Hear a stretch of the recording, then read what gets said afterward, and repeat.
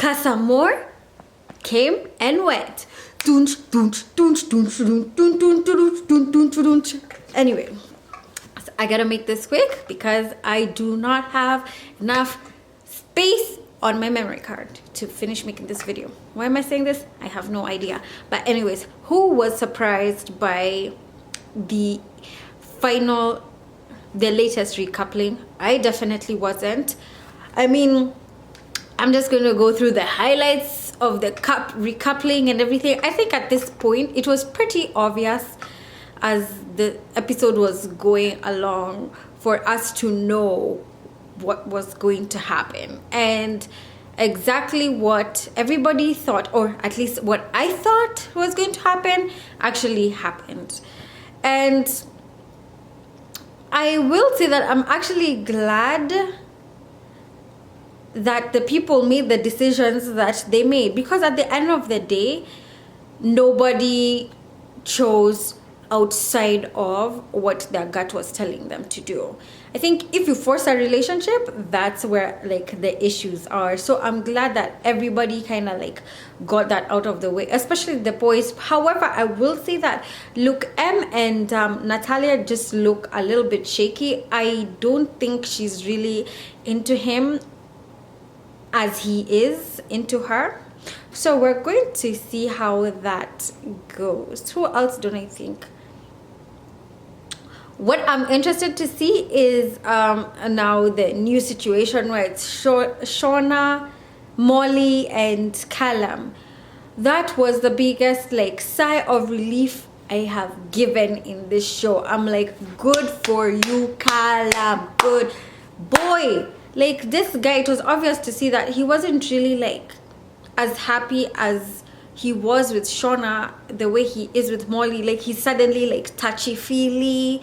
He's, you know, like opening up a bit. He's laughing a little bit more. With Shauna, it was just almost, it was so forced. Like she's threatening him about like, even like she's a certain type of way, and I feel like being like that, like she wants love so bad, but like what ends up happening is like she ends up sabotaging her chances of love with Callum, because like she can't just let him breathe. She's always on his case about a girl or a situation, or like always telling him how to love her.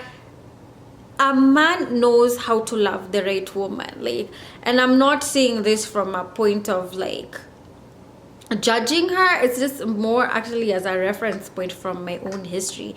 If you have to tell a man how to love you, you're probably not the right girl for him.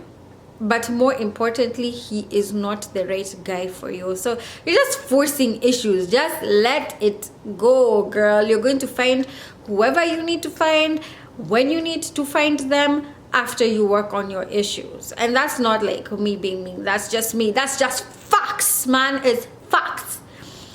I don't think there should be a confrontation. I think it's quite silly because there's nothing that she's going to gain. Molly has the upper hand whether she likes it or not, and it is what it is. And I liked how that was the saying on Luke T's t-shirt. And Shawnee, speaking of Luke T, how she cried so much.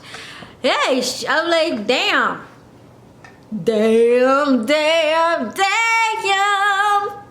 the man's not even your man. Damn, you got your crying your face out. Damn. Anyways, I don't know. I think it's like when you get to a certain age or stage in your life when you've been through ups and downs of relationships, like very few things phase you, and it's easy to see like maybe those people aren't there yet. So I mean, my opinions are very biased, but as I said, I can't wait for the drama. I know I'm always behind whenever I do these posts, and they always put up new episodes, but I think that's what makes it juicier. Future predictions. Jess and Chad, do I see them working out? Somehow, no. Because I think people just still need to be real with each other, and it still seems to be a bit of pretense there. Or should I say, then it's like there are still walls up there. So, I mean, I don't think that's going to work. I don't think Naz and Eva are going to work. I don't think... Who else don't I think is going to work?